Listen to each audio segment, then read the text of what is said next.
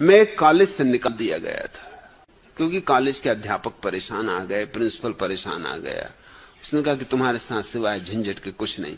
जो प्रोफेसर आता है वही कहता है कि या तो ये लड़का रहे या हम नौकरी छोड़ते। तुम ऐसे सवाल खड़े करते हो। अब तुमने कल एक प्रोफेसर को पूछा है कि क्या तुम सिद्ध कर सकते हो कि तुम अपने बेटे के ही बाप हो? बोलो, ये कोई सवाल है? मैंने कहा कि पहले आप ये पूछो कि उसने क्या कहा था। उसने कहा था कि मैं जब तक किसी चीज को सिद्ध ना करूं मानता ही नहीं। और उसका लड़का भी मेरी क्लास में पढ़ता। तो मैंने कहा कि ठीक है, मामला तय हो जाए, तुम ये सिद्ध करके बताओ कि लड़का तुम्हारा ही। बस वो एकदम नाराज हो गया। मैंने कहा उसने कहा था, उसने भड़काया मुझे। शरारत वो करे, फंसे मुंह, ये कोई बात है? बुलाओ उसको। पूरी कक्षा गवाह है कि उसने कहा था कि मैं जब तक किसी बात को सिद्ध न कर लूं मानता नहीं। मैं वैज्ञानिक बुद्धि का आदमी हूं। तो मैंने कहा कि मैं भी वैज्ञानिक बुद्धि का हूं। ये लड़का तुम्हारा है? तुम्हें पक्का भरोसा है? किस आधार पर भरोसा है? तुम्हारे पास कोई प्रमाण है?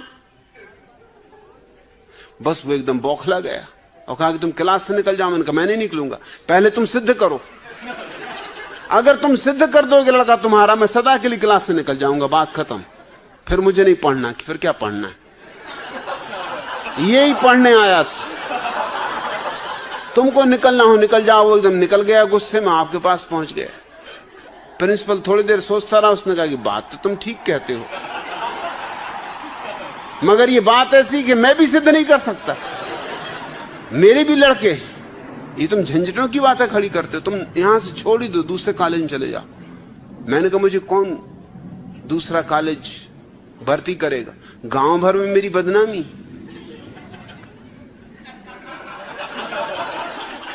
कौन मुझे कॉलेज में लेगा? आप सिफारिश करोगे? आप लिख के दो। मैंने कहा कि मैं लिख के नहीं दे सकता, क्योंकि मैं लिख के दूं कल तुम वहां कोई गड़बड़ करो, गड़बड़ तुम करोगे। मैंने कहा वो मैं लिख के दे सकता हूं कि करूंगा। मैं तो जो कहता हूं वो लिख के भी दे सकता हूं। ये बेईमान कौन है, मैं हूं या तुम? तुम कह रहे हो कि लिख के नहीं दे सकता, फोन पे कह दूंगा। अरे जब फोन पे कह सकते हो लिख के, जब फोन पे कह सकते हो लिख के दे दो। जब मुंह चला सकते तो हाथ चलाने में क्या हर्ज है? तुम्हारा मुंह क्या हाथ से गया बीता है? देखो तुम फिर गड़बड़ की बातें सुन शुरू कर दो। इन्हीं झंझटों की बातों के कारण हम तुम्हें अलग कर रहे हैं। तुम बात में से बात निकाल लेते हो। तो मुझे एक कॉलेज में जाके, सबसे गांव का रद्दी कॉलेज था, जहां कोई जाते ही नहीं था, मैंने सोचा वही मुझे जगह देंगे। पर मुझे कोई फिक्र भी नहीं थी। मैंने कहा चलो वहीं निपटेंगे। गया तो प्रिंसिपल घर पर पूजा कर रहे थे। वो दुर्गा के भक्त थे, काली के भक्त। जय काली जय काली। और भक्ति नहीं थे, मतलब शरीर से भी बिल्कुल काली के ही भक्त थे वो। बिल्कुल काले कलूथरे, मोटे, भयंकर भयंकर।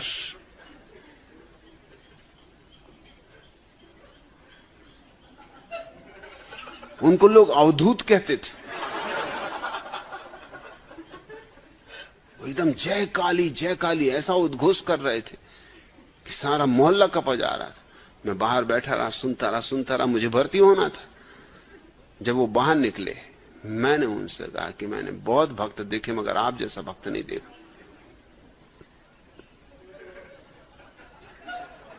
इस कलयुग में आप जैसे सतयुगी पुरुष का दर्शन धन्य हो गया।